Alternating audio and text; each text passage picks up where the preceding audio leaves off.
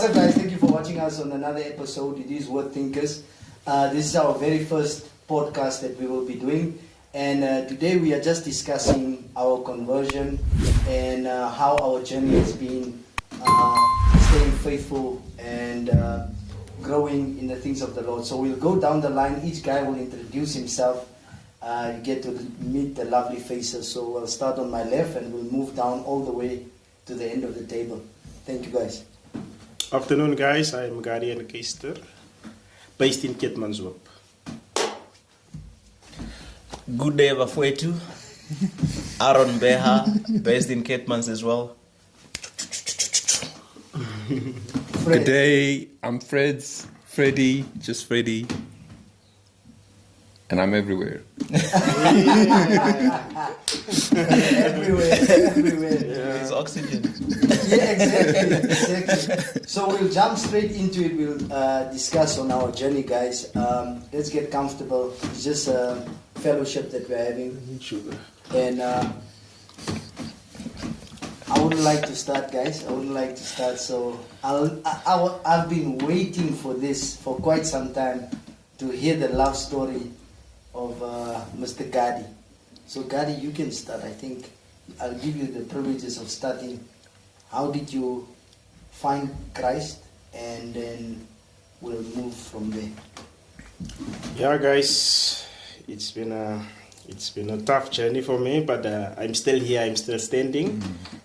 It's only for Christ that I'm still standing here. Yeah, I found Christ last year, but it's not like I didn't know Christ. I knew. I grew up in a home that we used to read the Bible, pray each and every morning, each and every night. But you know most how we kids are. We like to take our own path. We like to stray away from what our parents instill in us. And I went back and I did my own thing. I was running away. Eventually, I came last year. Last year is 2020, 2023. 2023 in October. Usually something happens in your life that pushes you there, that you must maybe near-death experience, or you get too deep into the hole of financial burdens and what financial struggles, and you decide the only way out is through Christ. But it was nothing like that. It was just a realization I came to accept Christ as my Lord and Savior in October 2023 last year. And I think we will come to how it has been, but I think we will come to that and elaborate more on that issue. But yeah, it was last year 2023 that I came to Christ, and I'm still standing strong.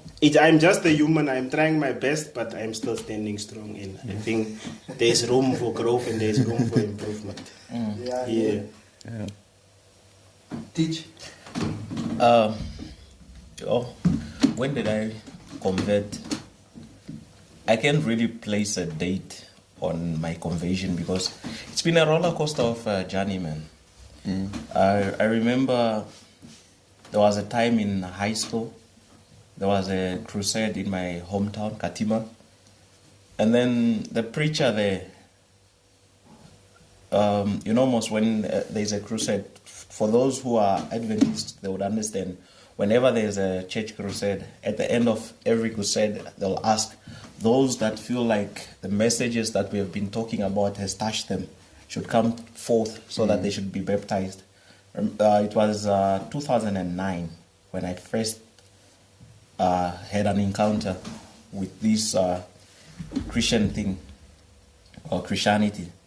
So the preacher preached a very powerful sermon that night that I went for the crusade, because it's usually in the evening. I found myself standing up without really knowing what moved me. Maybe the message was too strong. So it touched me to a point whereby I was like, nah, this guy is talking to me, man. I got to go. So I stood up. I and one other friend, his name is Gift, decided, okay, you know what, Aaron? I mean, what else is there for us to do? Let's just go and get baptized. So we got baptized I got baptized in 2009. So I will get to explain or dive deeper into details of how the journey has been, but that's how I firstly converted in 2009. Fred? It's been a while. Yeah, 2009 is not yesterday. Definitely. So yeah, I finished matric 2009. So no. Yo, Gaddy, how young are you? 2009. Yo. Oh, goodness. I was still in high school then. I was in grade 8. Yeah. Grade 9. Grade 9. In 2009. I was in grade 9. Yeah, you guys make me look old.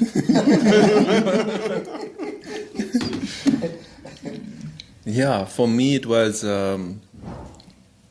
It's hard to say. There wasn't like. I wouldn't say I converted. Like I think most of us, I grew up Christian. You know, the parents. We went to church. We did the prayer. We did the studying and everything. But like Gadi said, you know, it's not. As a kid, you kind of want to do your own thing.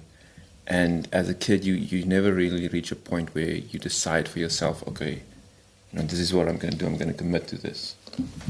So the first time I remembered this, the first time I really had an experience where I made the decision, to commit to it was, I was still in university and I started going to this one church in Windhoek. I was this really pretty girl there. Really, really pretty girl that I want to go, you know, meet up with her. And she was going to this church. She invited me to this church. So I didn't really go for God. I went for the girl. And then a bunch of my friends also went, and they did this thing at the end. They did an altar call at the end of every service, where they call up and say, who wants to give their life to Christ? And everyone, all my friends stood up, so I just, I went with it. I went along with it. And I started going to more and more of these church events. And I remember this one night, I think it was like a Wednesday or a Tuesday night.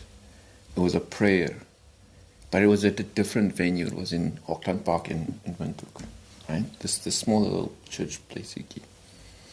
And I went there, and people were just, initially it was a whole group praying together, and then people divided up into small groups and they were praying together, and everyone was just so, how do I put it, so excited, so moved, the energy was just so high, and I felt, no guys, this is too much.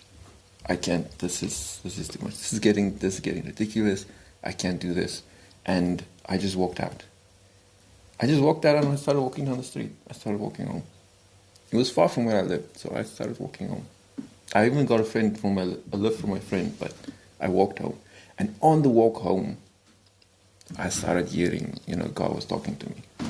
I felt him, saying, what are you doing? Where are you going? I'm right here. I just, want this. So that's the first time I really felt, I needed to do this. I needed to go to church. I need to commit my life to this thing. But then in that walk, I just had a conversation with God. I spoke my mind. I was walking alone in the street, talking loudly. So I was just talking with God and talking my stuff out. And like the first time I made a deal with God. I said, okay, fine. I'll commit my life to you, but I'll be honest with you and you'll be honest with me. And I think that's the biggest step that I took, the most effective decision I've made in my walk with Christ, is to just always be honest with him. And that's what I did. And so even in the home groups and the church and everything, I said some very controversial stuff, didn't hold back, but ultimately it's, if you show up honestly in a relationship, the relationship will go strong. And it just built up from there. Nice. Yeah. No, it's the thing is with each conversion, I think it has its own experience. Although each one of us, you must come to the point where you humble yourself and let the pride go, and then focuses on what God wants to then achieve. For me, it was more like I was a professional football player, played overseas, and then I came back. And when I came back, I had no money. I had no work, I had nothing. There was nothing going for me. But, you know, like Daddy said, we had mothers that prayed for us and stuff like that. But the thing was, I told myself, let me go see. Yeah, let me go see what this church service is all about. Let me go and let me just experience and see if these people are really, if there's really an honest thingy that is happening here, or they're just exaggerating. You know, and I went to church and it was the 31st of December. You remember the exact date? Exact date, 2013. We went to church. And that particular day, at home, we already bought 2 Southern Comfort. We already bought alcohol. The alcohol was there on the fridge. We were about to come home, and obviously, we are waiting for the 1st of January 2024, 2014. And unfortunately, God had other ideas. So when we went to church, like I relate with Aaron, because Aaron, you know, when someone preaches, it's like, is he talking to me? And you start looking around like, is it only me in this place? But for me, it almost like you zone out from the audience and you are focused in on what is happening. And that was the moment where I did not convert, no, but it was the moment where when he said, no, if there's anyone that wanted to pray for whatever. And we went out to pray. And when we went home, we could not finish the alcohol. We gave it away. We gave that alcohol that next day. We gave it away to some of our friends. And I got converted February the next year, like when I went out and stuff like that. But at the end of the day, it's always, for me, I feel it's always through 2 things. It's either through love that you come to Christ or through pain. And for me, it was painful because nothing was going for me. I didn't have a job. I didn't have anything. Nothing. Zero. And I even remember, I think I had 11,000 in the bank. That's it. For some, that would be a lot. That would have been a lot. A lot of 11,000. You see, the thing is, with the 11,000 is also the money that we eventually used to get married. Because I got married that same year, but I was, you know, we were going through some difficult things in our life. But what I'm trying to say is, I can remember those events because it stuck with me as an important reminder of the decision, and that's why most of the people know that I don't participate in football. Not that anything is wrong with football, but I don't participate because there's too many memories that reminds me of that kind of thing. So yeah, that's me. So I don't know for you guys. We can start moving into, I think, if you want to just touch on each one's point, each one's conversion, I think we can take it from there and then start moving into how has the journey been, and then we go from there. Yeah. If you listen to the stories, everyone has their own story. Yeah, everyone has their own, what do I say? How you come to Christ. It's a different story. Like you said, it's through pain and through love. I read somewhere the other day, was it Bishop that uploaded it? The status of it, it said, if you don't change, change will change you. Yeah. So sometimes it's difficult. Sometimes something has to happen for you to trigger that change in you. But sometimes you are lucky enough that you just come to Christ through love, like Sibio said. Like for my father, I remember the story that he told me how he came to Christ. The life was good. He was working at Namdeb that time. Life was good. Alcohol was flowing. Cigarettes were flowing. Yeah, everything was fine. I was a small boy, so I couldn't remember those things. Just my elder brother. But he went into an accident. He almost lost his life. And after that, I think it took him a few years after that to realize this thing can only lead to death. So that's how you change it. But some of us has to go through that in order to come to. But lucky enough for me, I didn't experience that. My journey guided me in that way, or Christ guided me in that way, that I was lucky enough to get. When did you join Old Mutual, CBO? 2021. 2021. Yeah, 2021. You are there now for how many years? Going for next year. Going for next year. Yeah. And you CBO came 2021, he joined us 2021. Christ put him in our lives there at Old Mutual. I think he went to change the game there. No one was doing good. The business was not fine, but he was thrown in our way. But I didn't know he was also put there for me also, so that he can finish his job on me. yeah. So God brought him on my way, and I thought I had friends.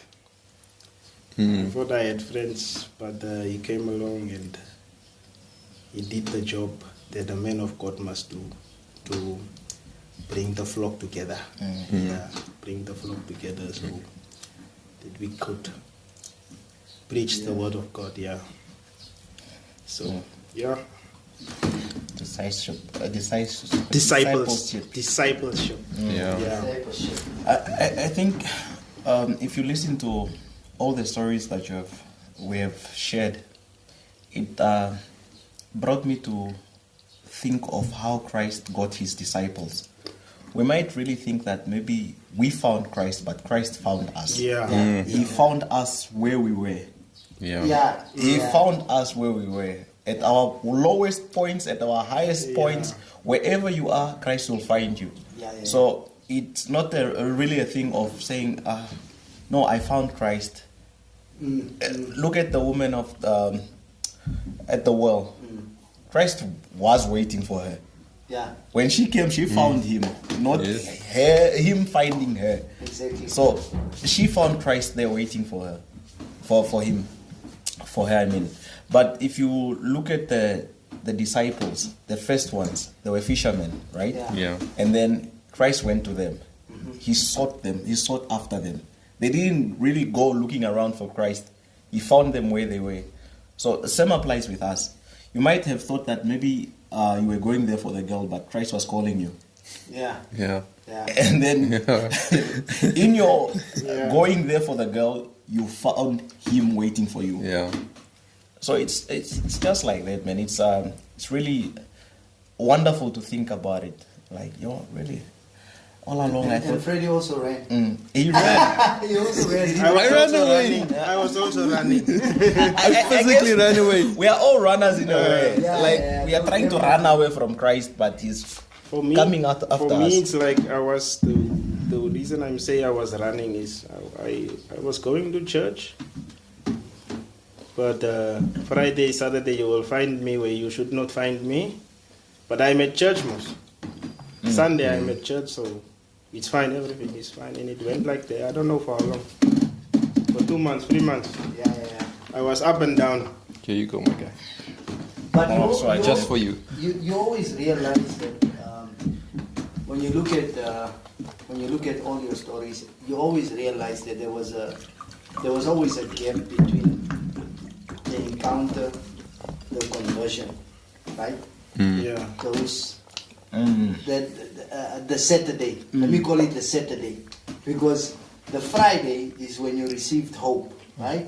That you encountered Christ is going to the cross, he's been crucified. Saturday, all hope is lost because you are like, Christ is not returning. And then your Saturday. I want to say about that. Well, we're going to come to that topic of how's your journey been. But even when after that first encounter and every time since, it seems like every time you have a close encounter with Christ, the devil comes in hard. Yes. He attack, you're here, I'm hard. So things are going fine, and then you have a close encounter with Christ, and then everything just starts going wrong in your life. Things just start just going bad around you, you know. And then it's always strange. I always thought when people say no, the devil is coming to attack you, I'm sort of thinking like, yeah, sure. What time? Sure. When is he coming? When is he coming? When is he coming? I'm waiting. Oh. And you feel like it's always before God releases something good, he comes. And he sort of pushes you into a direction where you're like stumbling a little bit, finding your feet. Gadi mentioned the time. I just want to give you this narrative that Gadi was telling that I came to Old Mutual in 2021. But the thing was, before I received like the phone call that there's a job opening or whatever, okay, I was lying miserably on my couch because we just received that Namibia is about to close, so there's no more Namibia. And you thought that Namibia was your investment for life because government and what, and you're like full time you're focusing on what you need to do at Namibia, and Namibia closed, and then boom, you went into something like, you get miserable to the point where you're like, I didn't want to pray, I didn't want to do anything, I was just on my couch. And then my phone rang, like boom, phone call. You need to apply for what. And I'm like, I got up so fast as I can because I only realized that why were you miserable all this time? Why did you lose hope? Why did you, everything is almost like the world has ended. You know that feeling? And what Freddie is saying. And then you sometimes, because that blessing came while I was in a state of not myself. I wasn't myself. I was completely going through something because how am I going to provide for my family? How am I going to do this and do that? And it's actually something that God already orchestrated to a point where He wants to set you up. But are we focusing? You understand? Yeah. Are you focusing on where you need to be? And by that time, there was a lot of things that was going wrong. Yeah. So, Teach, you want to say something? I know. We move to the next. We move to the next one. On to the next. So, yeah, obviously we spoke about our conversions, which when we look at, like Gadi said, when you look at each of your conversions, we find out that there was a point where we were running, there was a point where we stopped, there was a point where God encountered us.